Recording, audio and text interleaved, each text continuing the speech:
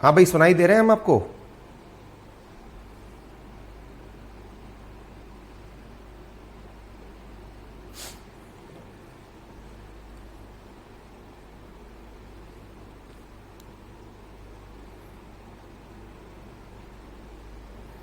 नमस्कार साथियों, स्वागत है आप सभी का आपकी अपनी पाठशाला पर। मैं हूं अंकित अवस्थी, आप है मेरे साथ में आज एक और नया चैप्टर पढ़ने के लिए जिसका नाम है खनिज।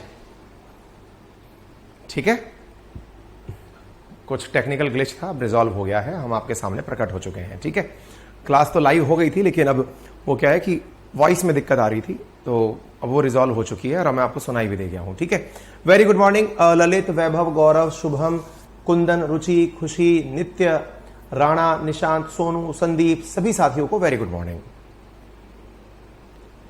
हाँ जी, ऑल गुड, ऑल वेल।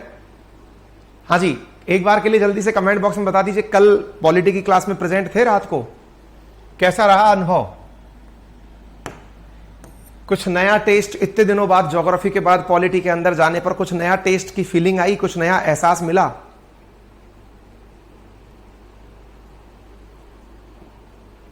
कोई नया एहसास, कोई नई चीज अगर मिली हो तो बताएं।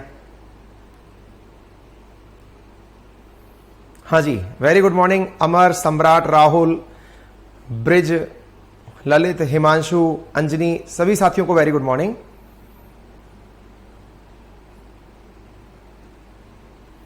सब्जेक्ट चेंज हुआ ना? Super, awesome. क्योंकि इतने दिन से अपन मोनोटोनस ज्योग्राफी ज्योग्राफी ज्योग्राफी चल रही थी ना, तो एक नया सब्जेक्ट एंट्री हो गया, पॉलिटी। अब जैसे पॉलिटी थोड़ा स्विंग में आएगी, फिर हम ऊपर की तरफ इकोनॉमी शुरू कर देंगे, जैसे ज्योग्राफी खत्म होगी इधर इकोनॉमी शुरू हो जाएगी। तो एक साथ आपका 3 सब्जेक्ट पूरा होगा, तो उसका जो मतलब लेवल है ना, वो नेक्स्ट लेवल होगा, मुझे ऐसा लग रहा है। मतलब इधर आपका इकोनॉमी तो पैरेलली खत्म हो ही जाएगा, ऊपर की तरफ से मतलब नीचे की तरफ जब अपन पढ़ते चल रहे हैं शाम को, पॉलिटी खत्म हो जाएगा, ज्योग्राफी ऑलरेडी हो ही चुका है। मतलब आप एकदम ऐसे हो जाएंगे, एकदम रॉकेट सिंह हो जाएंगे आप लोग। स्कूल जैसी फीलिंग आ रही थी ना? अच्छा, अब मैं आपको एक खुशी और दूं। मैं रोजाना आप लोगों को खुशी दे रहा हूं और आप ही लोगों को ध्यान में रखते हुए, क्योंकि ये संवाद तो केवल आप ही से करना था, तो इसलिए ये वाली खुशी भी मैं आपको ही साझा कर देता हूं, डायरेक्ट खुशी दे देता हूं मैं आपको। आप सबने जो हमारे प्रिंटेड मटेरियल नोट्स हैं उनके बारे में बड़ी जिज्ञासा व्यक्त की थी, और सबसे ज्यादा जिज्ञासा इस बात की थी आप लोगों के अंदर, क्यूरोसिटी इस बात की थी कि सर हमें हैंड रिटन नोट्स मिल जाएंगे क्या? हैंड रिटन नोट्स में आपकी जो जरूरत थी वो थी कि सर हमें ज्योग्राफी मिल जाएगी क्या, क्योंकि हमने अभी फिलहाल वो पढ़ी है ना? तो आप लोगों की ज्योग्राफी को ध्यान में रखते हुए मैंने स्पेशली आप लोगों के लिए, जो मेरा अपना बच्चा जो है ना उसके लिए, क्योंकि उनको तो हर टीचर, इतने सारे टीचर मिलके पढ़ा रहे हैं, मेरा जो अपना है ना, अपना सिस्टम, अपने भाई बहन वाला, उनके लिए डेडिकेटेडली नोट्स खुलवा दिए हैं ज्योग्राफी के। ठीक है, हैंड रिटन नोट्स हिंदी में। ठीक है, बाकी यहां पर जो पढ़ाया गया है ना, एज इट इज वही चीज हैंड रिटन में है। मैंने आपको हालांकि पहले नहीं बोला था, ये पूरा आरएएस का मटेरियल है जो मैंने आपको पढ़ाया है, डे 1 से लेकर अब तक, डे 1 से लेकर के। मतलब अगर आप इस ज्योग्राफी को पढ़ करके आरएएस परीक्षा में बैठ जाएंगे तो आपका एक भी सवाल नहीं छूटेगा, यह मैं आश्वस्त करता हूं। इसलिए आपने कई बार देखा भी होगा कि मैं कई बार आपको बोल रहा होता हूं कि आरएएस में आएगा, आरएएस में ऐसा होता है, आरएएस में वैसा होता है, तो वो इसीलिए बोला जाता है। ठीक है, क्लियर है? मानसी पूछे चारों सब्जेक्ट वाइज प्रोवाइड करा दीजिए।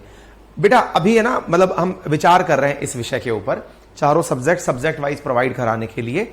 जैसे अभी इंडियन पॉलिटी शुरू होगी, असल में क्या है कि अगर मैंने वो प्रोवाइड करा दिया ना, तो फिर हमारा जो कंपाउंड है ना, वो पूरा जो बनाया है बच्चों के लिए पूरा सेट, वो गड़बड़ा जाएगा, है ना? तो आप लोगों के बैच के लिए अलग से व्यवस्था, क्योंकि ज्योग्राफी इतने दिलो जान से आपने पढ़ी है, बहुत सारे लोगों की अलग अलग लेवल पर अलग अलग डिमांड रही है, तो वो क्या है ना, जो अपना हैंड रिटन नोट्स वाला ऑप्शन है उसी के अंदर हमने वो ऑप्शन ज्योग्राफी का अलग से डलवा दिया है। आप वहां से उसे ऑर्डर कर सकते हैं, ऑर्डर फिनिश होते ही आपके घर तक पहुंच जाएगा। ठीक है, क्लियर? हमारे पास में आपकी जानकारी मिल गई है। ठीक है, अभिषेक थैंक यू सो मच, बहुत अच्छा लगा आप सभी को। हाँ जी, रुचि बेटा आंसर राइटिंग क्योंकि ये सोच करके मैंने कराई नहीं थी कि आप आरएएस का एग्जाम देंगे, मतलब इस एग्जाम के अंदर वहां जो बैच चलेगा ना नटराज वाला, उसमें हम आंसर राइटिंग की भी प्रैक्टिस करवाएंगे आपको साथ साथ, उसकी आप चिंता ना करें, ठीक है। चलें अब आगे बढ़े। हाँ जी, और मोस्ट प्रोबेबली इकोनॉमी जो है वो हम लोग मंडे से शुरू कर देंगे, कोशिश हमारी यही है ना। तो जो मतलब जिन बच्चों ने नए सब्जेक्ट से एंट्री ली है उनको तो इकोनॉमी से शुरू करना है, क्योंकि उनके लिए तो ज्योग्राफी वो बीच में आके पहुंचे हैं, तो उनके लिए मंडे से हम क्लासेस शुरू कर देंगे, है ना। तो ये हमारा ये वाला वीक एक्स्ट्रा क्यों खींचा, क्योंकि हमने 7 दिन जो बीमारी के समय क्लासेस ऑफ रखी थी, प्लानिंग के अकॉर्डिंग सब चल रहा था, लेकिन जब 7 दिन बीच में बीमारी आ गई तो आप कुछ कर नहीं सकते, इसलिए ये 7 दिन एडिशनल हो गए। लेकिन मैंने आपको इसका एक एडवांटेज एडिशनल ये दे दिया है कि अब आपको इंडियन पॉलिटी तो चालू हो ही गई है और ऊपर से मैं इकोनॉमी भी शुरू कर दूंगा। तो आइए इसी के साथ सेशन की शुरुआत करते हैं। आज का जो हमारा टाइटल है दैट इज खनिज, मिनरल्स। मेरे प्यारे साथियों, जो भी मेरे पुराने साथी जुड़े हुए हैं लंबे समय से, उन्हें यह ज्ञात होगा कि आप सब साथियों के लिए हमने अब तक जितने भी दिन इंडियन ज्योग्राफी पढ़ाई है, मतलब मैं अपने विश्वास के साथ यह कह सकता हूं कि मैंने आप लोगों को बहुत ही डेप्थ में जाकर ज्योग्राफी पढ़ाई है। डेप्थ से मतलब एग्जाम ओरिएंटेड होकर के, जैसे डे 1 से हिमालय क्या है, चट्टान क्या है, चट्टान मतलब उसके अलावा माइंस क्या है, वो प्लेट्यूज क्या है, प्लेट्यूज के साथ साथ फिर किस प्रकार से कल जो हमने पढ़ा था कि चट्टानें क्या कैसे बनती हैं, रिवराइन सिस्टम कैसे है ना, फ्लड प्लेन्स कैसे बनते हैं, ये सब चीजें हमने बहुत अच्छे से पढ़ी हैं। जब हमने वो पढ़ी हैं और मैंने बार बार आपसे कहा था कि आने वाले समय पर जब हम मिनरल्स पढ़ने पहुंचेंगे तो मिनरल्स में एज सच समझाने का कुछ नहीं रहेगा, केवल इस बात के कि मिनरल ये वाला यहीं क्यों पाया जाता है। केवल एक यही सवाल बचा रहेगा कि ये मिनरल ये वाला यहीं पर क्यों पाया जाता है, इसके अलावा तो कोई और सवाल बचेगा ही नहीं। मिनरल वाले चैप्टर में मैक्सिमम चीजें आपको याद करने की होती हैं। हाँ, अब ये जिम्मेदारी भी अगर आप मुझ पर दे दें कि आप पहले याद करो और फिर हमें याद कराओ तो वो बात दूसरी है। अदरवाइज मैं आप सबसे गुजारिश करूंगा कि इस चैप्टर पर थोड़ी सी मेहनत अपने लेवल पर एक्स्ट्रा करिएगा। क्या मेहनत करनी है मैं बता देता हूं। इस चैप्टर के अंदर जितने भी मिनरल्स हैं ना, उन मिनरल्स के लिए जो भी जगह हम आपको बताएं कि ये लोहा इस जगह मिलता है, मैंगनीज इस जगह मिलता है, अभ्रक इस जगह मिलता है, लोहे को इस तरह से कहते हैं, उन चीजों को याद करते समय आप अपनी कोई ट्रिक बना लेना, है ना, जिसको न्यूमोनिक्स कहते हैं। अपनी सहूलियत के हिसाब से शुरुआती शब्दों को जोड़कर आपके मनोरंजन के लिए जो ध्यान रहे वैसा बना लेना। संभवतया 10 बड़े खनिज आपको याद करने हैं तो 10 के लिए 10 गाने बना लेना, तो चैप्टर वैसे ही आप जब जब रिवाइज करने बैठेंगे वो स्वतः ही खत्म हो जाएगा, है ना। तो उम्मीद है कि आप सभी साथी इस बात के लिए। सर ज्योग्राफी के नोट्स मैं ले सकता हूं क्या, यूपी का स्टूडेंट हो? अंकेश, वो इंडियन ज्योग्राफी है, कोई भी ले सकता है। हाँ जी, शिवानी लिख रही है आपने मेरी प्रॉब्लम नहीं सुनी। सर बेटा इंडिविजुअल तो मैं किसी की प्रॉब्लम नहीं सुनता, लेकिन हाँ आप बताएंगी और ध्यान मेरा चला गया तो मैं जरूर सुन लूंगा। मानसी लिख रही है पहली बार इतना अच्छे से ज्योग्राफी समझ में आया, आपको बहुत बहुत धन्यवाद। थैंक यू सो मच बेटा, थैंक यू। विक्की, सर इसमें जो क्वालिटी है ना वो 720 से ऊपर नहीं जाती है। हाँ बेटा, वो हमने कर रखी है वो सेटिंग, क्योंकि उससे ऊपर का ज्यादा वीडियो दे देते हैं ना तो फिर वो आपके हैंग करने लगता है, कईयों के फिर वीडियो बफर होने लगता है, तमाम परेशानियां हैं, है ना। चलिए, इंग्लिश नोट्स आएगा क्या? इंग्लिश नोट्स के लिए बेटा अभी हम कह इसलिए नहीं सकते क्योंकि अभी हमारा ये वाला जो नोट्स है ना, इसको ही अब थोड़ा सा संकीर्ण करके लिखना है हमें। पेमेंट हो गया है, इनवॉइस नहीं मिल रहा है। इनवॉइस मैं आज डिलीवर करवा दूंगा अगर संभव हुआ तो, ठीक है। अंजलि, आप सुनते नहीं है बेटा, इसलिए नहीं सुनता क्योंकि आप अकेली नहीं हो, यहां पर हजारों की संख्या में बच्चे लाइव हैं और कमेंट आपके सामने गति से निकल रहे हैं। एक एक की सुनने बैठ गया तो बेटा फिर तो मतलब इससे बेहतर तो ऑफलाइन ही होता जहां मैं 50 बच्चे लेके बैठता, है ना। तो मैं आपकी सुनवाई करने के लिए नहीं हूं, पढ़ाने के लिए हूं। चैप्टर पढ़ रहा हूं, इसमें अगर कोई दिक्कत हो तो आप मुझसे पूछ सकती हैं। आपकी फरमाइशी संगीत की सब मेरा ये कैसे होगा, फलाना कैसे होगा, उसके लिए कॉल सेंटर खोल रखा है हमने, है ना। तो वो आप मुझसे एक्सपेक्ट ना करें, ठीक है। चलिए आइए, तो खनिज के केस में अगर हम बात करते हैं कि खनिज क्या होता है तो इसके बारे में एक बार जान लीजिए। खनिज है क्या, मतलब अयस्क क्या है, मिनरल क्या है, एक बार उसे समझते हैं। प्राकृतिक रूप से अपनी एक विशिष्ट रासायनिक संरचना के साथ पाई जाने वाली चीज खनिज है। ऐसे खनिज जिनसे वाणिज्यिक रूप से उपयोगी तरीके से धातु को प्राप्त किया जाता है उन्हें अयस्क कहा जाता है, यानी ओर कहा जाता है। सभी खनिज अयस्क नहीं होते, परंतु सभी अयस्क खनिज होते हैं। मतलब मिनरल माइन से निकले वो मिनरल, और अयस्क ओर और मिनरल, इन दोनों में क्या अंतर है? तो ध्यान से सुनिएगा। Minerals are naturally occurring substances with a specific chemical composition of their own. उनका अपना एक स्पेसिफिक कंपोजिशन होता है। जैसे पानी का अपना एक कंपोजिशन है, हवा का अपना एक कंपोजिशन है, अमोनिया का अपना एक कंपोजिशन है, यानी NH3, H2O, H2SO4, ये सबके अपने अपने कंपोजिशन है। कुछ चीजें ऐसी हैं जो प्राकृतिक रूप से, जैसे कार्बन डाइऑक्साइड प्राकृतिक रूप से मिलती है, आपको उसके लिए कोई फैक्ट्री नहीं लगानी पड़ती कि कार्बन डाइऑक्साइड बनाने की फैक्ट्री लगाओ, ठीक है। कार्बोहाइड्रेट C6H12O6 आपको एज इट इज मिलता है, जो शुगर है आपकी, ग्लूकोज जो है वो एज इट इज मिलता है। अब मिलता है तो उसको कोई आपने फैक्ट्री के तहत नहीं बनाया, यानी ये प्राकृतिक रूप से मिल रहे हैं और इनके अंदर अपना अपना केमिकल कंपोजिशन है। केमिकल कंपोजिशन मतलब इनके अंदर रासायनिक रूप से जो चीजें आकर मिली हैं वो उनका अपना नेचुरल तरीका है कि वो ऐसे ही रहती हैं। आपका मन करा कि सर मैं ग्लूकोज को बदलना चाहता हूं, C6H12O6 को बदलना चाहता हूं। मैंने क्या चाहते हो? सर इसको थोड़ा सा घटा दो, इसको थोड़ा सा बढ़ा दो, इसको थोड़ा सा और कटा दो, मैं ऐसा करना चाहता हूं। मैंने कहा बेटा आपके चाहने से ये नहीं बनता है, प्रकृति ने खुद से सेट कर रखा है कि उसे कैसे रहना है। जैसे आपको लगा कि अंकित अवस्थी इस फॉर्मेट में आपको पसंद नहीं है, तो बोले क्या करें? बोले इसका एक हाथ यहां से निकालो, उसे यहां लगा दो, इसके दोनों हाथ एक तरफ होने चाहिए क्योंकि एक हाथ से दिक्कत करता है। इसकी दोनों आंखें है ना, उनमें से एक आंख आगे लगा दो, एक पीछे लगा दो, ठीक है। इससे क्या होगा? वो चौदर्शी हो जाएगा, सब तरफ देख लेगा। अच्छा, इसके नाक के दो थन है, उनको दोनों तरफ ऊपर नीचे लगा दो। कान है ना, इनको आगे पीछे कर दो। आपके हिसाब से नहीं चलता ना, प्रकृति ने जिस तरह से डिजाइन किया है वो मैं आपके सामने खड़ा हुआ हूं। ऐसे ही खनिज के साथ है। खनिज में जो कंपोजिशन मिल रहा है वो नेचुरली मिल रहा है। आपको अगर कुछ करना है तो वो आप केमिकल लेबोरेटरी में जाके कर सकते हैं। इसीलिए जो चीज प्राकृतिक रूप से मिल रही है दैट इज मिनरल, और इसीलिए कहते हैं मिनरल माइन से मिलते हैं, यानी खान से मिलते हैं, जहां से पहाड़ों को खोदकर, जमीनों को खोदकर गहरे गड्ढों से निकाला जाता है, वहां से मिलते हैं, ठीक है। अब सवाल बना फिर धातु क्या है? धातु क्या है अब वो समझिए। और मेटल, हालांकि साइंस में इसकी प्रॉपर परिभाषा है कि मेटल किन्हें कहा गया है, जिनके पास में मुक्त इलेक्ट्रॉन मिलता हो वो मेटल है। लेकिन आप और हम क्या समझते हैं कि लोहा मेटल है, चांदी मेटल है, हम इन चीजों को समझने का प्रयास करते हैं। चलिए कोई नहीं, आप अपनी बोलचाल की भाषा में इनमें से जिनको भी समझते हैं, एल्यूमिनियम, मैंगनीज, लोहा, क्रोमियम, ये सब, इनमें भी वो चीजें जो कमर्शियल रूप से इंपॉर्टेंट हैं। कमर्शियल रूप से इंपॉर्टेंट है मतलब जिनको आप बाजार में एक मोल भाव कर सकते हो।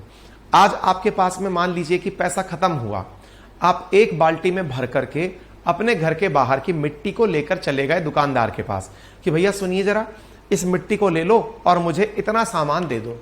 दुकानदार कहेगा पागल हो क्या, इस मिट्टी का क्या करूंगा मैं, इसका कोई इंपॉर्टेंस ही नहीं है, ये तो मेरे आगे पड़ी है। लेकिन आपने क्या किया? आप घर आए, आपने 1 किलो उठाया और लोहा भर लिया और उठाकर बाल्टी में ही लेकर उसके सामने, भैया जरा पकड़ो 1 किलो लोहा है ये, और मुझे सुनो यार वो 10 रुपए वाला जो पीस सामने आपके वो जो लेज कुरकुरे का पैकेट रखा है वो दे दो मुझे आप। दुकानदार कहेगा कि होगा 15-20 रुपए का। हालांकि हमारे यहाँ बार्टर सिस्टम नहीं चलता है, लेकिन फिर भी ठीक है, आपके पास हो सकता है कोई अर्जेंसी हो, इसलिए बार्टर सिस्टम के तहत मैं आपका ये सामान ले लेता हूं, लाओ दे दो फटाफट। कर लिया, एक्सचेंज हो गया। पहले तो ऐसे ही हुआ करता था, जब तक करेंसी नहीं थी उससे पहले बार्टर, इसको बार्टर सिस्टम बोलते हैं। बार्टर सिस्टम का मतलब वस्तु विनिमय के आधार पर व्यापार करना, ठीक है। मेरा कंसर्न क्या है आपको बताना कि इसकी कमर्शियल वैल्यू है। कमर्शियल वैल्यू मतलब मार्केट वैल्यू है। जिनकी मार्केट वैल्यू होती है वो और कहलाते हैं, मतलब मिनरल्स ही हैं, वो निकलेंगे वो भी खान से, निकलेंगे वो भी खनिज से, लेकिन उनकी वैल्यू है। वैल्यू है तो वो वही मिनरल और कहलाने लगे। तो और मिनरल में कोई फर्क नहीं है। डिफरेंस क्या है? केवल इतना सा फर्क है कि जो और है वो अपनी कमर्शियल वैल्यू रखता है। मिनरल्स सभी कमर्शियल वैल्यू रखें जरूरी नहीं है, लेकिन और सभी कमर्शियल वैल्यू रखेंगे ये मोर देन श्योर है, ठीक है। तो ऐसी स्थिति में सभी अयस्क खनिज होते हैं। पहले ये बात बताओ समझ में आई या नहीं आई, एक बार थम्स अप करके बताइए। बिल्कुल नाजिया खातून, बिल्कुल। खानम खानम वस्तु विनिमय प्रणाली, बार्टर सिस्टम कहलाता है वो, है ना। Dilip thank you so much. एक बार थम्स अप करिए, आपको ये बात क्लियर हुई? सर बताने का टाइम हो तो बता देना 4500 में कौन कौन से नोट्स मिलते हैं। अरे सुशीला 17 सब्जेक्ट लिखे हुए हैं इसमें, मैथ, रीजनिंग, इंग्लिश, हिंदी, सब तो हम हर दिन प्रचार में बताता हूं। हिस्ट्री, ज्योग्राफी, पॉलिटी, इकोनॉमी, सब कुछ है उसमें।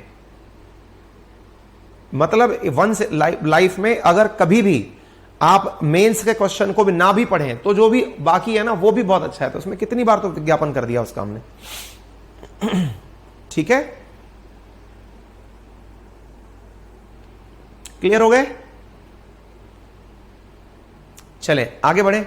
अच्छा, तो ये एक छोटी सी पॉइंट था जो आपने समझ लिया। अब आगे बढ़ते हैं। अब भारत के अंदर हम इन जनरल तो मिनरल्स की बात कर रहे हैं। अब एक बड़ी बात यह है कि जरूरी नहीं है कि जिसकी वाणिज्यिक वैल्यू आज नहीं है वो कल भी नहीं होगी। उदाहरण के लिए इंसान को कभी थोड़ी पता था कि एक दिन मिट्टी के अंदर मिलने वाला यूरेनियम इतना काम का हो जाएगा, है? किसी को यह थोड़ी पता था कि थोरियम के लिए चीन अफगानिस्तान से दोस्ती कर लेगा। ये यूं ही पड़े थे, कोई ध्यान ही नहीं देता था, है? आज केरल है, केरल के तट पर जो पाई जाने वाली मिट्टी है उसे मोनाजाइट कहा जाता है। उसमें थोरियम के भंडार पाए जाते हैं। अब थोरियम के भंडार पाए जाते हैं, आज तो उसकी कोई कमर्शियल वैल्यू नहीं है, लेकिन जिस दिन किसी को थोरियम से बिजली पैदा करना आ गया रेडियो एक्टिव पदार्थों की तरह, उस दिन तो वो बहुत कीमती हो जाएगी, है?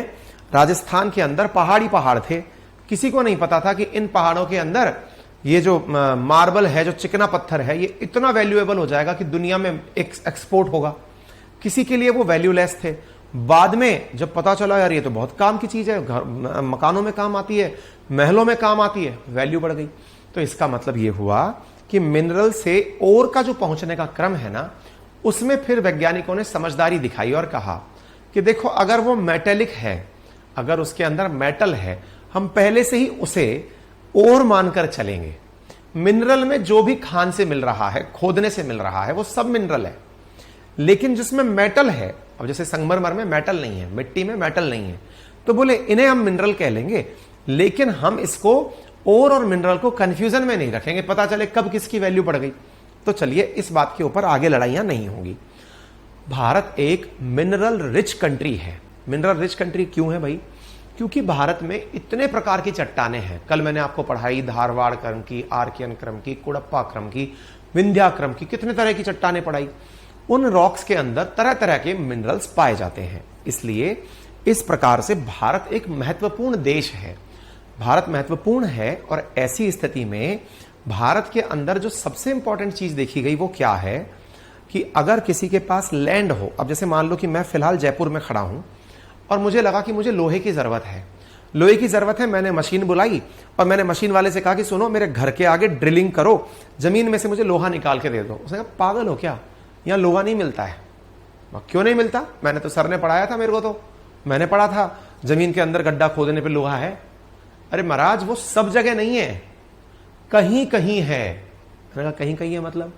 बताया नहीं था आपको, छोटा नागपुर के पहाड़ में है, बाबा बुदान हिल्स में है, यानी कि ये सब तरफ इक्वली डिस्ट्रीब्यूट नहीं है। यानी माइंस के अंदर जो पाए जाने वाले मिनरल्स हैं वो इक्वली सब जगह डिस्ट्रीब्यूटेड नहीं है कि इस जमीन में लोहा मिल गया यहां भी मिल जाएगा, यहां भी, ऐसे नहीं है। यानी हमारे यहां खनिज तो हैं, लेकिन उनका वितरण कैसा है? उनका वितरण असमान है, मतलब अनइक्वली डिस्ट्रीब्यूटेड है। ठीक है। अच्छा, हमने आपको पहले भी जब प्लेट्यूज पढ़ाए थे तब बताया था कि सबसे अधिक खनिज यानी मिनरल्स भारत का जो पठारी भाग है, पठारी बोले तो प्लेट्यू वाला जो क्षेत्र है वहां पाया जाता है। और इसका उदाहरण मैंने आपको जब वर्ल्ड ज्योग्राफी पढ़ाई थी तब भी दिया था। अगर याद हो तो मैंने आपसे कहा था कि जैसे कैनेडियन शील्ड है तो वहां पर गजब तरीके से, क्योंकि वो पठारी भाग है तो उसके अंदर गजब तरीके से मिनरल पाए जाते हैं। ऐसे ब्राजीलियन शील्ड है, गजब मिनरल्स पाए जाते हैं। ऐसे ही जहां जहां पठारी क्षेत्र है वहां पर पठारी क्षेत्र के अंदर खनिज पाए जाते हैं। प्रायद्वीपीय पठार के दोनों ओर असम और गुजरात की अवसादी चट्टानें स्थित हैं जहां पेट्रोलियम के भंडार पाए जाते हैं। हां भाई याद करिए, कल जब हमने आप लोगों को चीजें पढ़ाई थी तब एक चीज कही थी, याद करिए मैंने कल ही आपको बताया था और कहा था कौन सी चट्टानें ऐसी हैं। 3 प्रकार की चट्टानें प्रमुखता से पढ़ाई थी। आग्नेय जिसे अवसादी कहते हैं, मेटामॉर्फिक जिसे कायांतरित कहते हैं, अवसादी जिसे सेडिमेंट्री कहते हैं। जरा बताइए, कल मैंने पढ़ाया था कि कौन सी चट्टानों के अंदर फॉसिल पाया जाता है। याद आ रहा है कुछ? कमेंट बॉक्स में जल्दी से बता दीजिए। यूपीपीसीएस इस साल नहीं आएगा सौरभ, लाएंगे भैया लाएंगे। अभी थोड़ा सा महीने भर का समय और दे दो, हम एक बार ये नोट्स वगैरह की हेडेक से दूर हो जाएं, फिर यूपीपीसीएस भी लाएंगे, है ना। ये पहाड़ जैसा जो काम ले रखा है ना, दिमाग भन्ना जाता है रात तक सोते सोते। दिलीप पढ़ लिया भैया, धन्यवाद, बहुत बहुत धन्यवाद। आगे चलिए, मेरे को जो क्वेश्चन पूछा उसका जवाब दीजिए। पहले मैंने क्वेश्चन पूछा है कि बताइए, कल मैंने पढ़ाया था फॉसिल किस में पाए जाते हैं। फॉसिल सेडिमेंट्री रॉक में पाए जाते हैं, मेटामॉर्फिक रॉक में पाए जाते हैं। बताइए, सेडिमेंट्री रॉक में पाए जाते हैं। आ गई बात समझ में? सेडिमेंट्री रॉक में फॉसिल पाए जाते हैं। तो कल मैंने एक बात और बोली थी, जब सेडिमेंट्री रॉक में फॉसिल पाए जाते हैं, इसका मतलब हम क्या निकालें कि वहीं से कोयला निकलेगा और वहीं से तेल निकलेगा। कुछ याद आ रहा है? कल पढ़ाया था, अवसादी पढ़ाया था, डन हो गया।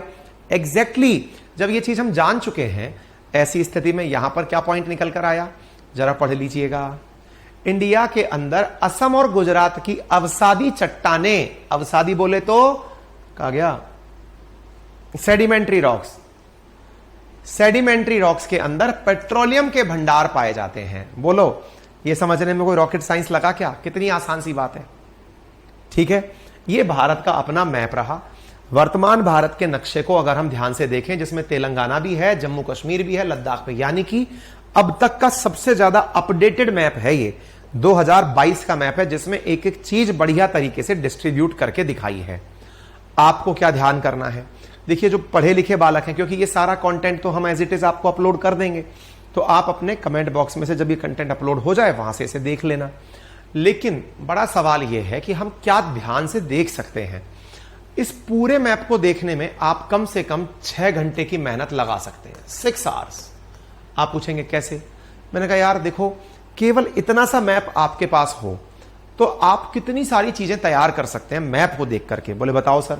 मैंने कहा देखो, यहां पर सबसे पहले एक निशान बना हुआ है, limestone, lead, copper, bauxite, iron, manganese, gold, mica, dolomite, asbestos, gypsum, coal, petroleum, natural, बने हुए निशान। इन निशानों को खोजना है और एक एक करके टेबल पर देखते चलना है। जैसे अब ये स्टार जैसा लगा हुआ है, स्टार कहां लगा हुआ है? राजस्थान में लगा हुआ है, लेड का। ये स्टार लेड और जिंक का है। ये देखो लेड और जिंक, ये देखो लेड और जिंक, ये देखो लेड और जिंक। आप में से कुछ लोग कहेंगे सर हर स्टेट में लगा रखा है। ऐसा नहीं है, हर स्टेट में नहीं है, स्टेट की कुछ खास जगहों पर है, वो भी हम पढ़ाएंगे। कहीं ज्यादा तो कहीं कम है। देखिए ये स्टार लगा हुआ, ये स्टार लगा हुआ, ये स्टार लगा हुआ। सर सब जगह तो लगा रखा है, क्या मतलब है इसका? हर जगह तो लगा रखा है। मैंने कहा फिर भी पूरे की पूरे नक्शे में नहीं है। अगर मैंने स्टार भी काउंट किया तो 1 2 3 4 5 6 7 8 9 10 11 जगह पर लगा हुआ है। एक आध जगह छूट गई हो तो 12 जगह पकड़ लो, है ना। 28 राज्य और 8 यूनियन टेरिटरी में से अगर कहीं लगा हुआ है तो ये काम का है। ठीक है, क्लियर है? आपको बात समझ में आ रही है? तो ये सारा नक्शा हम बार बार इसे देख करके लौट के काम में आएंगे। आप क्या कर सकते हैं, एक टाइटल लिखा, उसमें से सारे एग्जाम्पल लिख लिए कि भाई ये यहां पाया जाता है, ये यहां पाया जाता है। लेकिन मैंने आपके लिए ये काम और सुविधाजनक तरीके से कर दिया है। कैसे? क्लासिफिकेशन ऑफ मिनरल्स बताकर। क्या है क्लासिफिकेशन ऑफ मिनरल्स? आइए देखते हैं। अब मिनरल्स को 3 भागों में बांटा गया है। किन किन भागों में? एक मिनरल वो जो कि धात्विक है, जिसमें धातु की मात्रा पाई जाती है। दूसरा मिनरल वो जिसमें धातु की मात्रा नहीं पाई जाती है, यानी अधात्विक। और तीसरा मिनरल वो जिसमें ऊर्जा पाई जाती है, यानी एनर्जी पाई जाती है। ठीक है, बात करते हैं मेटेलिक की। मेटल बोले तो धात्विक। धात्विक क्या है? वे जिनमें आयरन का कंटेंट पाया जाता हो। फेरस, वे जिनमें नॉन फेरस कंटेंट पाया जाता हो, यानी अलोह, लोहा नहीं है लेकिन लोहे के अलावा चीजें हैं। और वे जिनमें प्रीशियस पदार्थ पाए जाते हो, मूल्यवान पदार्थ पाए जाते हो। यानी मेटल भी 3 प्रकार की हो गई। कौन कौन सी? एक तो वो मेटल जो कि लौह युक्त है, लोहे युक्त है। एक वो मेटल जो अलोह है, यानी कि लोहा नहीं है और कीमती भी नहीं है। और तीसरी जो कि अत्यधिक कीमती है, महत्वपूर्ण है, कीमती है, उसे हमने इधर रख दिया। 3 प्रकार से हमने मेटेलिक को डिवाइड कर दिया। बात करते हैं लोहे वाले की। तो लोहे वाले में सबसे पहले आता है फेरस, कंटेनिंग आयरन, जिसमें आयरन हो। अब आपके दिमाग में सवाल आएगा, सर आयरन तो केवल आयरन में ही तो होगा, बाकी में कहां से आ जाएगा? मैग्नीज में कहां से आ जाएगा? निकल में कहां से आ जाएगा? कोबाल्ट में कहां से आ जाएगा? मैंने कहा बात तो सही पूछ रहे हो आप। कोबाल्ट का फॉर्मूला CO होता है, मैग्नीज का Mn होता है, निकल का Na होता है, इनमें आयरन कहां है? इतनी तो साइंस हम भी जानते हैं सर, 10th तक साइंस तो पढ़ी है हमने, अगर बाद में आप नहीं भी माने तो ठीक है। अच्छा, तो ऐसी स्थिति के अंदर अब बड़ा सवाल क्या निकल कर आता है कि भाई मैग्नीज है, कोबाल्ट है, निकल है, अगर ये सब चीजें हैं तो इसे फिर लौह क्यों बोला?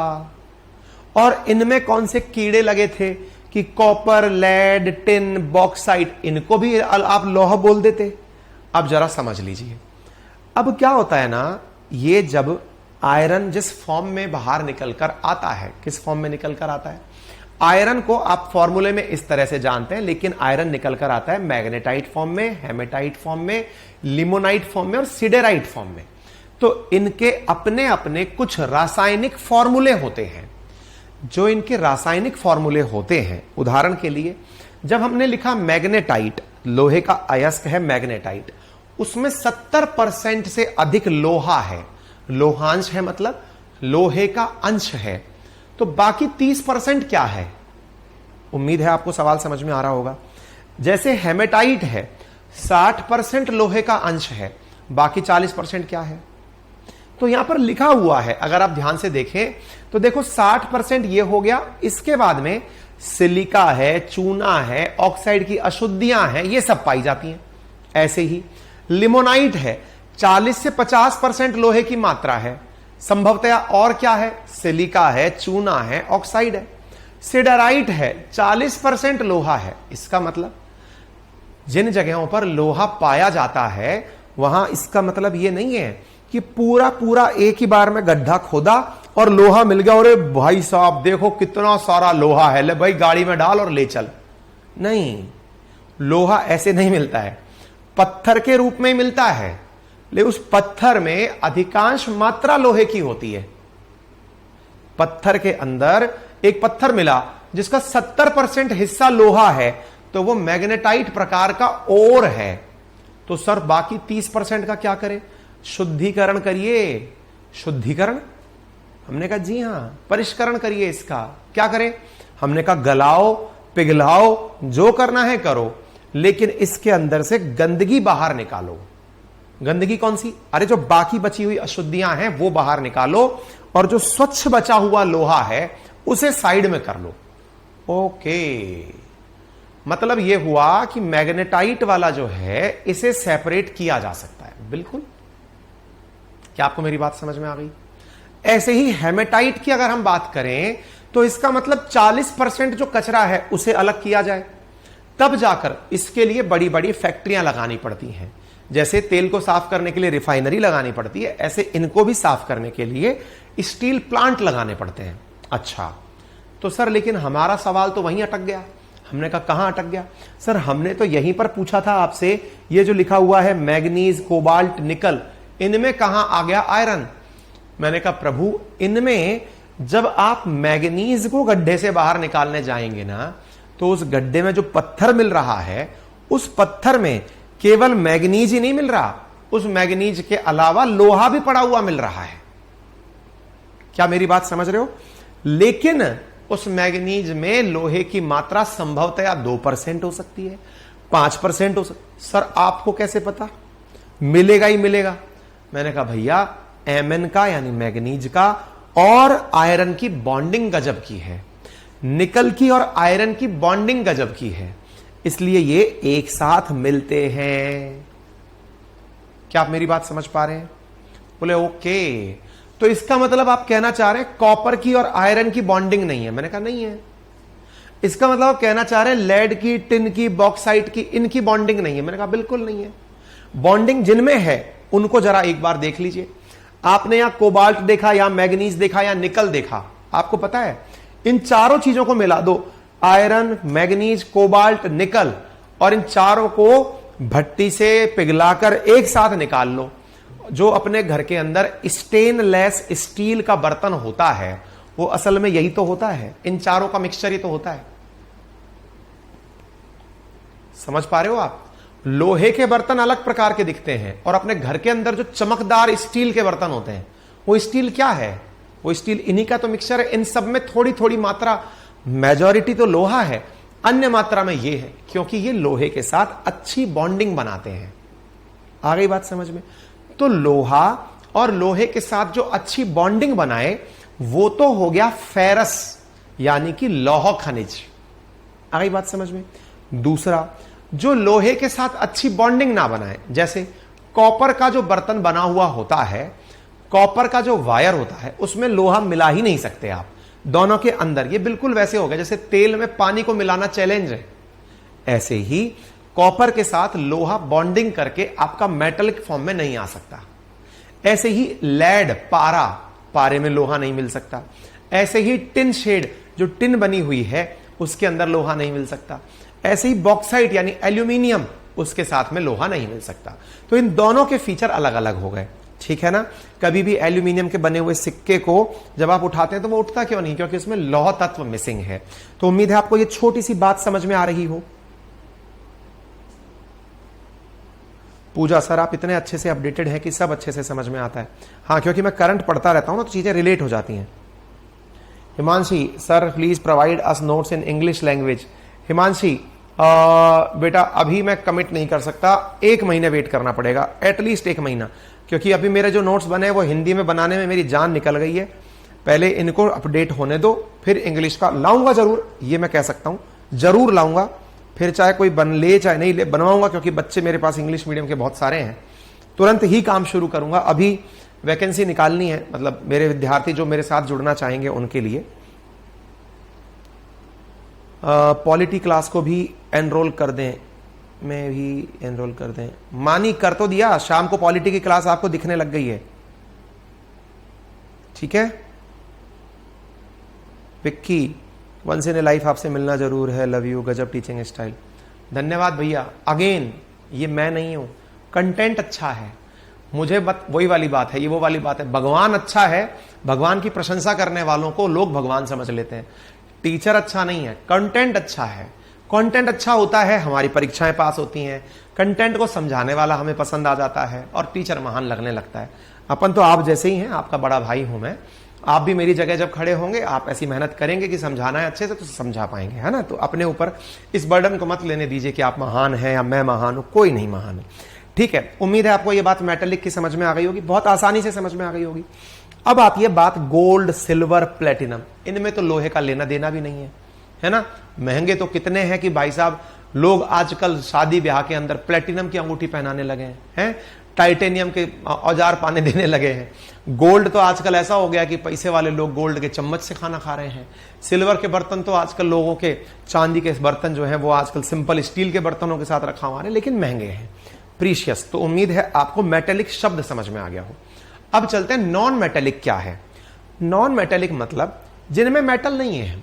मेटल से मतलब ये सब मेटेलिक फॉर्म में आ गए, जिनको आप सबने किसी ना किसी रूप में ढला हुआ देखा है। आसान भाषा में यह समझा जाए कि अगर मान लीजिए कि ये मेरे पास पानी की बोतल है ना? तो ये कॉपर बोतल है ना? तांबे की बोतल है। अब इस तांबे की बोतल में हालांकि पानी से पानी पीने की याद आ गई, ये एक निश्चित रूप में ढली हुई बोतल है ना?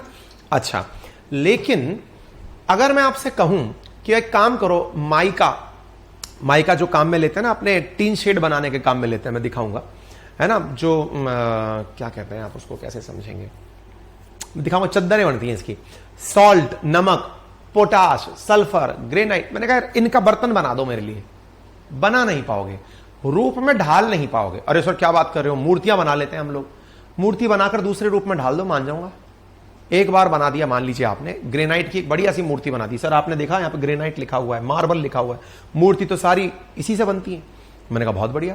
मैंने कहा अब मेरा कहना मानो, इस मूर्ति में जितना भी पत्थर लगा हुआ है ना, इसको बदलो और इसे अब दूसरे रूप में बदल दो।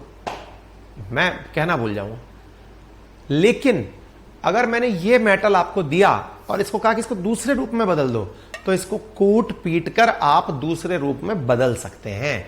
इसको गलाकर मूल रूप में ले जाकर जिस भी ढांचे में ढालेंगे, जिस भी सांचे में ढालेंगे, उस रूप में आप इसे ले जा सकते हैं। क्या आप मेरी बात समझ गए? कहने का मतलब क्या हुआ? नॉन मेटेलिक और मेटेलिक का सबसे बड़ा अंतर, जिनसे आकृतियां बनाई जा सके। अगर आपको अभी भी यह समझ में नहीं आए कि यार मैं अभी भी समझ नहीं पा रहा मेटेलिक और नॉन मेटेलिक क्या है, मेरे लिए तो हर चीज ही अजूबा है, तो आसान भाषा में खुद को समझा लो कि जिनका पहले तो रूप ढाला जा सके और ढले हुए रूप से कोई और चीज बनाई जा सके, वो सब मेटेलिक है। आसान है। अब नॉन मेटेलिक, जिन्हें पहले तो रूप में ढालना मुश्किल हो और ढल जाए तो फिर उसको बदल के दूसरे रूप में पहुंचाना मुश्किल हो, नॉन मेटेलिक। अब बहुत आसान हो गया होगा। एक बार थम्स अप कर दीजिए कि आपको यह बात समझ में आ रही है।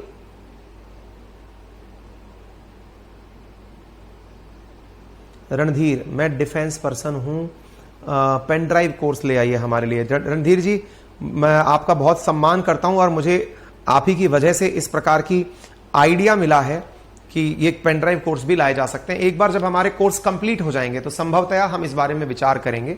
अभी तक क्योंकि पेन ड्राइव के लिए पहले रिकॉर्डिंग्स करानी पड़ेंगी, मेरे पास रिकॉर्डिंग्स अवेलेबल नहीं है, लेकिन हां, संभवतया अगर ऐसा हुआ तो आगे चल के हम ये भी विचार कर लेंगे। ठीक है? ठीक है, क्लियर हो गया सभी को? मेटेलिक और नॉन मेटेलिक अच्छे से समझ में आ गया?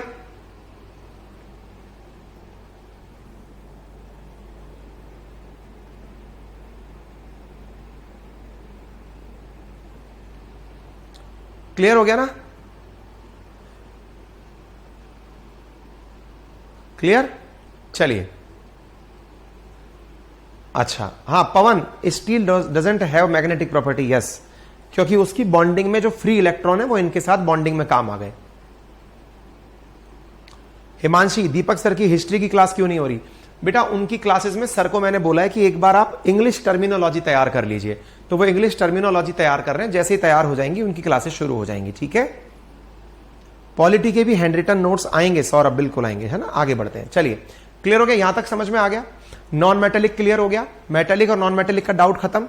ठीक है, अब एनर्जी मिनरल पर चलते हैं। एनर्जी मिनरल, जिससे ऊर्जा प्राप्त होती हो। ऊर्जा कोयले से, पेट्रोलियम से, नेचुरल गैस से, ये तो कोई बताने वाली बात नहीं, आप नींद में भी बता दोगे। ठीक है, तो मिनरल्स का क्लासिफिकेशन समझ में आ गया, हमें कोई दिक्कत नहीं है। अब हम एंट्री करते हैं आयरन ओर के अंदर। सबसे पहले जब चर्चा हो रही है तो आयरन के बारे में रासायनिक रूप से जानते हैं तो आयरन कुछ Fe लिखा जाता है। ऊपर की तरफ लिखी हुई संख्या एटॉमिक नंबर है, नीचे की तरफ लिखी हुई, ये साइड में लिखी हुई संख्या एटॉमिक वेट है, ये इसका सिंबल है। इलेक्ट्रॉनिक कॉन्फ़िगरेशन 3d6 4s2 है, जो केमिस्ट्री के अंदर आपने पढ़ा होगा। नाम इसका आयरन है। फिजिकल स्टेट ये सॉलिड में पाया जाता है। क्रिस्टल स्ट्रक्चर इसका इस प्रकार से है। ये सब ठीक है ना? अच्छा, थोड़ा आगे बढ़ते हैं। क्या है लौह खनिज? लोहे के अगर हम बात करें तो लौह अयस्क, भारत में उच्च गुणवत्ता के लौह अयस्क के भंडार मिलते हैं। ये भंडार मुख्यतया धारवाड़ क्रम की चट्टानों में मिलते हैं। जल्दी से कमेंट बॉक्स में बताइए, धारवाड़ कौन से राज्य का जिला है? देखिए, मैं बड़ा सीक्वेंस में आपको पढ़ाया हूं। पहले प्लेट्यूज पढ़ाए, फिर रॉक्स पढ़ाई और फिर मिनरल्स में लेके गया। मैंने सीधा कहा था कि मिनरल्स आपके लिए बहुत आसान होंगे। लोगों के लिए मिनरल्स याद करना बहुत ही चैलेंजिंग काम होता है, आपके लिए सबसे आसान काम होगा, बिकॉज आपने एक एक चीज सीक्वेंस में जानी है और मैं धड़ाधड़ निकालता हुआ चला जाऊंगा। ठीक है? चंद्रकला कुमारी, सर आप मेरा कमेंट क्यों नहीं लेते हैं? चंद्रकला कुमारी, क्योंकि मुझे कमेंट आपके लेने से गुदगुदी होती है। जब पावली हो, मैं कमेंट लेने के लिए खड़ा हूं, पढ़ाने के लिए खड़ा हूं। बाकी टाइम तो मेरा चेहरा कैमरे की तरफ है ना। और तुम्हारा कमेंट कब निकल गया? कैमरे में आ रहा है तुम्हारा कमेंट। चंद्रकला, नाम चंद्रकला है, बात बेवकूफी की कर रही हो। कैमरे में जब देख रहा हूं तो मेरे आगे कमेंट चल रहा है क्या? जब मैं इधर देख रहा हूं पता चले कमेंट ऊपर निकल गया, और फिर कमेंट का जवाब देने के लिए बताऊं बैठा हूं तो बता दो, फिर कमेंट ले लेता हूं। फिर तो क्लास पढ़ाने का मतलब ही क्या है? और तुम कमेंट में ऐसा क्या पूछ लोगी? यही तो चेक करोगी ना, सर ने मेरा कमेंट देखा कि नहीं देखा, मेरे पैसे सही जगह गए कि नहीं गए। तुम पढ़ने आई हो, चुपचाप बैठ के पढ़ो। ठीक है? पढ़ने का काम है। जिस दिन सेलेक्ट हो जाओगी उस दिन आना, तुम्हें भी कैमरे के बगल में खड़ा कर लेंगे, बताएंगे कि ये चंद्रकला कुमारी है। ठीक है? हाँ भाई, कर्नाटका बताया था, एक बालक लिख रहा है राजस्थान। अब ऐसे बच्चों को ना कैमरे में घुस के कूटने का मन करता है।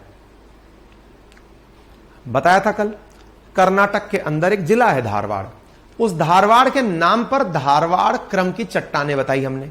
तो इसका मतलब भारत के अंदर जहां जहां धारवाड़ क्रम की चट्टानें पाई जाती हैं वहां लोहा पाया जाता है।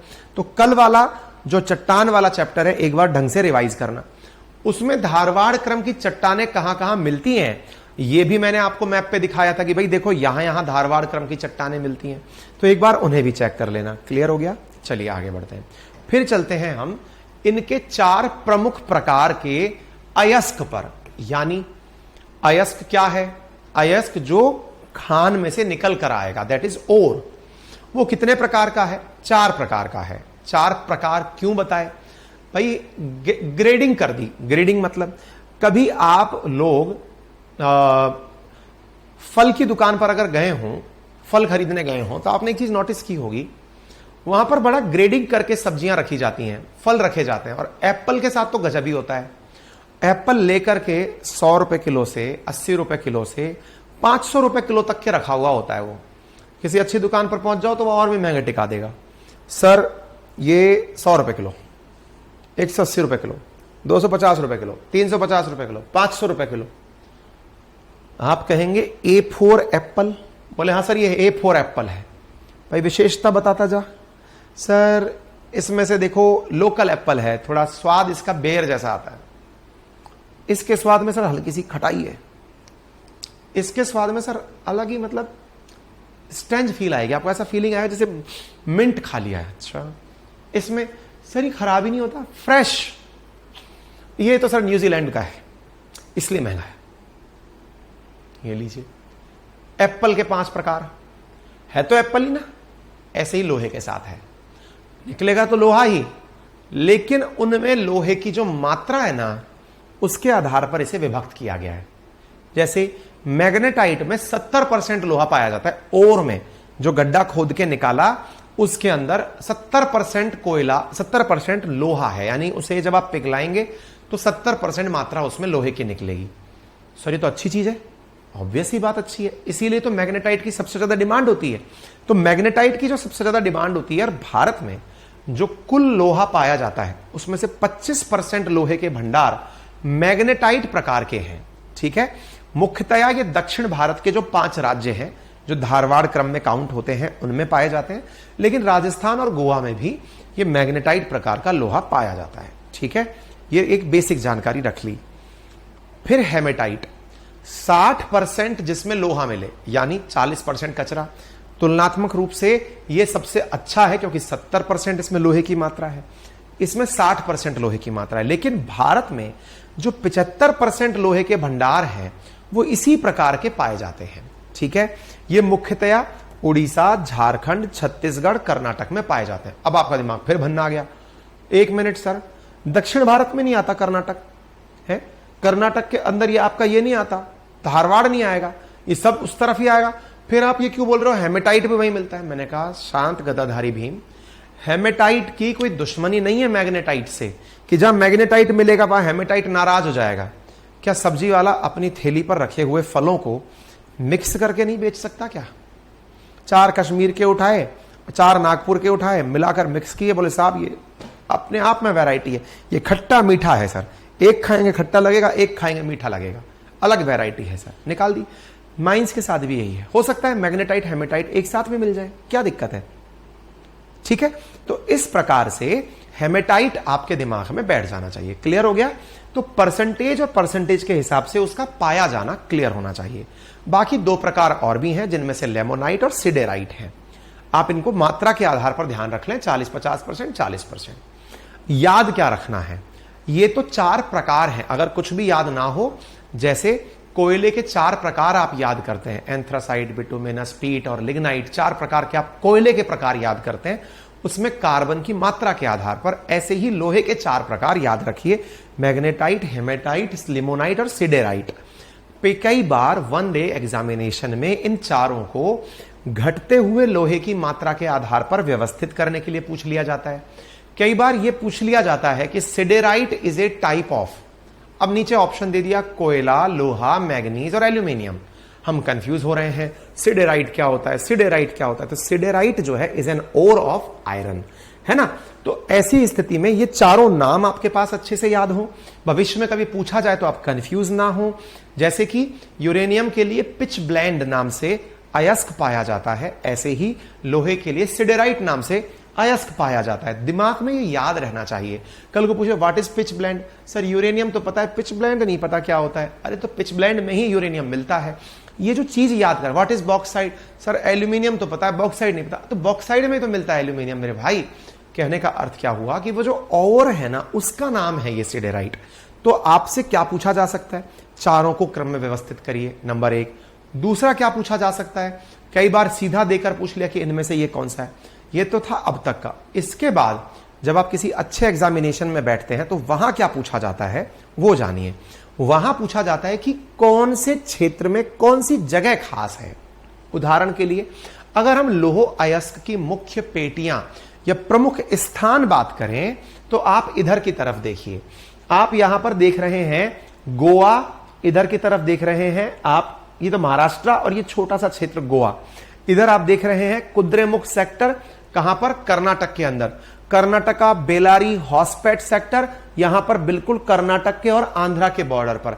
ऐसे ही छत्तीसगढ़ और महाराष्ट्र सेक्टर यहां पर आपको दिखाई पड़ रहा है। झारखंड और उड़ीसा सेक्टर ये, यानी कि आयरन और उसके डिपॉजिट भारत में प्रमुखतया कहां पाए जाते हैं। अब देखिए, यदि आप में से कोई विद्यार्थी स्टेट पीसीएस लेवल की तैयारी कर रहा है तो वो क्या करेगा, जल्दी से मैप बनाएगा। कैसे बनाएगा, कुछ नहीं है, बस यूं करा, खींचा और खींच करके ये भारत का मैप बना दिया। इतनी जल्दी बनाना है। हमारे जितने भी हैंड रिटन नोट्स है ना, उन सब में भी हमने आप लोगों के लिए हैंडमेड नोट्स इसीलिए डलवाए हैं। हम चाहते तो उस जगह बहुत ही खूबसूरत सा मैप बनाकर पेस्ट कर देते। हैंड रिटन नोट्स क्यों बनवाए, ताकि आपको यह पता चले ये हाथ से बनाए गए हैं तो हमें भी हाथ से बनाने हैं।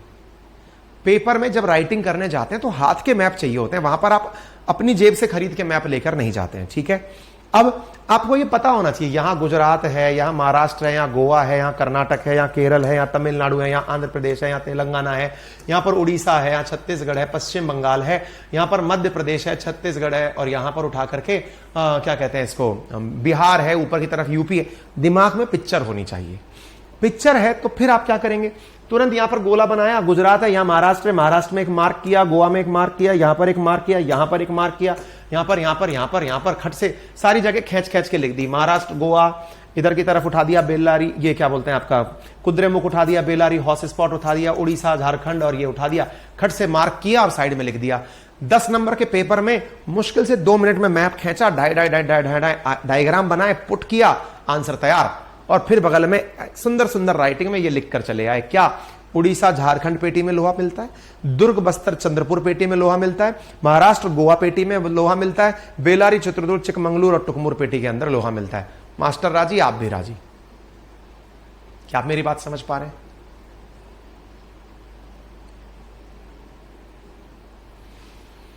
थैंक यू हिमांशु, क्लियर हो गया सबको, thank you so much. Clear हो रहा है, समझ में आ रहा है क्या करना है। देखिए 2 बातें हैं, मैं आपको वो तरीका भी दे सकता हूं जो कि ल्यूसेंट में लिखा हुआ है।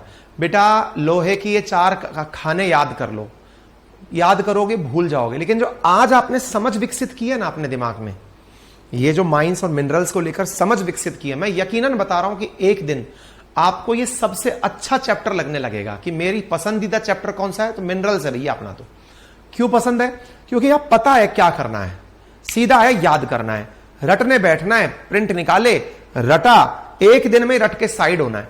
बिना रटे अगर आप सोचते हैं कि आप उस्ताद बन जाएंगे, देखिए इस दुनिया का सबसे बड़ा भ्रम जो विद्यार्थियों को लगता है कि इंटेलिजेंट बच्चा क्या होता है। देखिए मैं खूब टॉपर रहा, गोल्ड मेडलिस्ट रहा, खूब अच्छे से सिविल सर्विसेज में 2-2 बार एग्जाम क्वालिफाई करके सर्विस में रहा, सब कुछ है।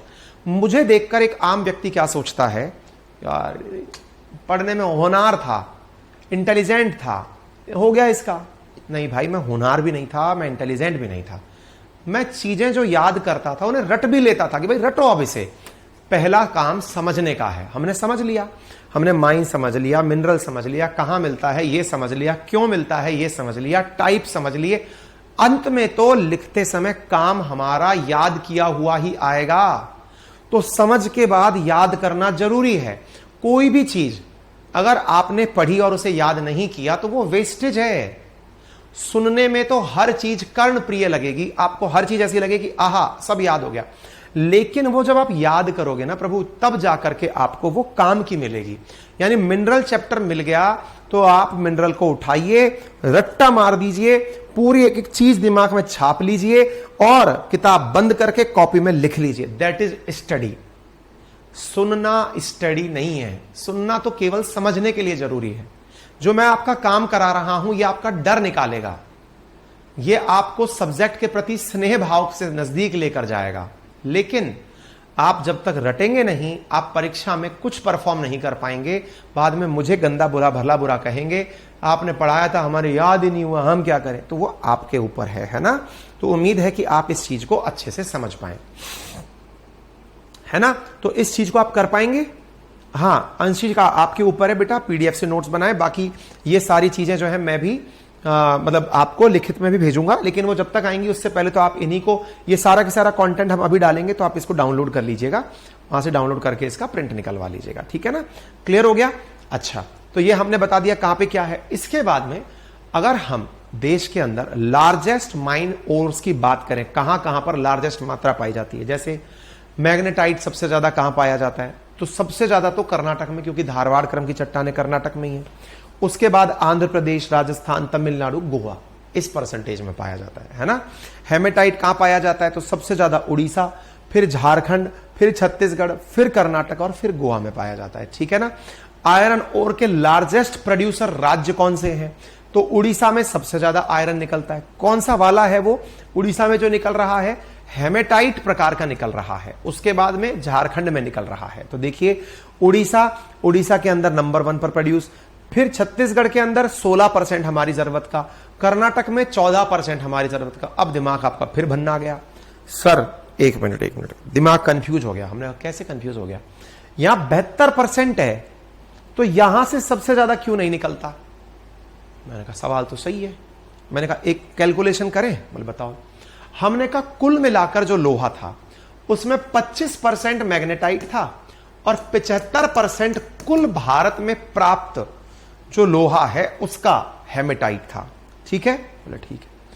मैंने कहा इस 25% का 72%, इस 25 का 72%, यानी कि भारत के अंदर प्राप्त जो कुल है उसका 15% कहां मिल रहा है, कर्नाटक में। भाई 25 का 15 मतलब 72% कितना हुआ, इतना ही हुआ लगभग 15%। टोटल भारत का 15% हुआ, ये लोहा मिल गया। अच्छा, ये 75% है, 75% है भारत में पाए जाने वाले लोहे का, उसका 34% उड़ीसा में मिल रहा है। मतलब 7 दूनी 14, 7 तिया 21, लगभग 22%। यानी भारत में पाए जाने वाले कुल लोहे का 22% हेमेटाइट है। तो भारत में 22% लोहा अगर टोटल कैटेगराइज किया जाए, कैटेगरी हटा दो वैसे, पर परसेंटेज के हिसाब से सबसे ज्यादा लोहा कहां मिलता है, अगर ये बेसिक सवाल पूछ लिया जाए तो वो उड़ीसा में मिलता है। दिखने में क्या लग रहा है, 34% ही तो मिलता है। अरे महाराज, हेमेटाइट का 34% है और हेमेटाइट भारत में 75% है। हमको याद नहीं है सड़ को याद नहीं है तो यहां से याद करिए। हेमेटाइट भारत में 75% है, भारत में मैग्नेटाइट 25% ही है। उस 25% का 75% अगर यहां मिल रहा है आपके कर्नाटक में, तो कौन सा रॉकेट साइंस है भाई।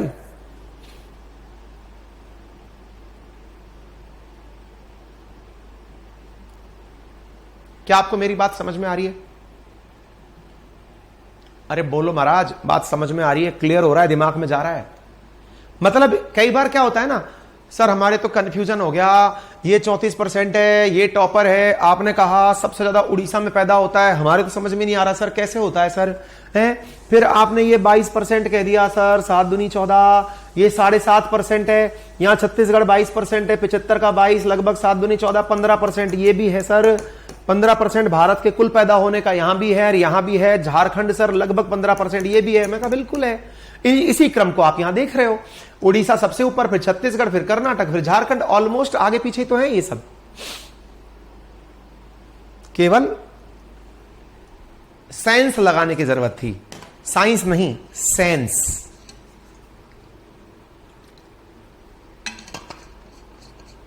सिंपल रीजनिंग है ये। आ गई बात समझ में? घबराओगे तो नहीं? क्लियर हो गया? उड़ीसा कैसे ऊपर निकला, है ना? आयरन मतलब सबसे ज्यादा उड़ीसा में कैसे पैदा होता है, समझ में आ गया? ठीक है। अब लार्जेस्ट वैल्यू प्रोडक्शन, ऑब्वियसली बात है, जब जहां ज्यादा होगा तो वैल्यू प्रोडक्शन भी ज्यादा होगा।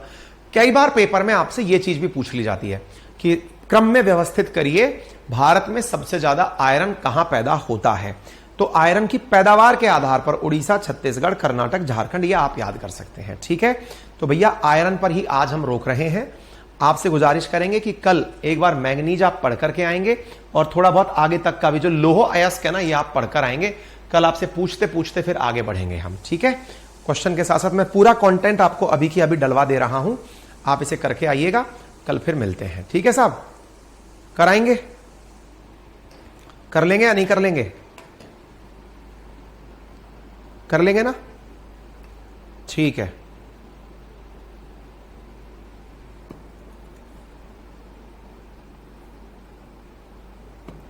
मैं आपको अभी डलवा दे रहा हूं।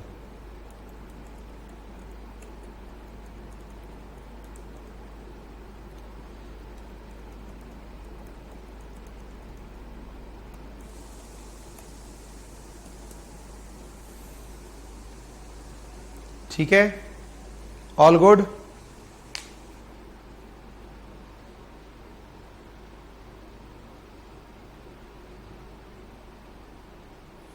बिल्कुल आलोक, बिल्कुल मिलना, अलवर में मिलना आप, है ना?